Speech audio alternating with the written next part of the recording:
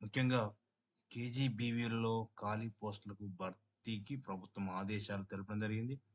దీనిలో భాగంగా కేజీబీవీలోని ఖాళీ పోస్టులకు భర్తీ ప్రభుత్వం ఆదేశాలు అనేది ఇవ్వడం జరిగింది. రాష్ట్రంలో కేజీబీవీలో ఖాళీ పోస్టులకు భర్తీ ప్రభుత్వం చర్యలు ప్రారంభించింది. గత ఏడాది నిర్వహించిన రిక్రూట్మెంట్ టెస్ట్ మెరిట్ ఆధారంగా ఈ పోస్టులు ఫిల్ చేయాలన్నటువంటి నిర్ణయించినటువంటి ప్రాథమికంగా తెలుస్తూ ఉంది. ఇటీవల దాదాపుగా 450 మంది టీచింగ్, నాన్ టీచింగ్ సిబ్బందికి బదిలీలు జరిగాయి. దీంతో రాష్ట్ర వ్యాప్తంగా సుమారుగా 1000 పైగా ఖాళీలు ఏర్పడ్డాయని, ఈ నేపథ్యంలో వీటిని భర్తీ చేయాలని పాఠశాల విద్యాశాఖ డీఈఓలను ఆదేశించింది. సో కేజీబీవీలలో ఖాళీ పోస్టుల భర్తీకి ప్రభుత్వము ఆదేశాలు జారీ చేస్తూ ఉంది.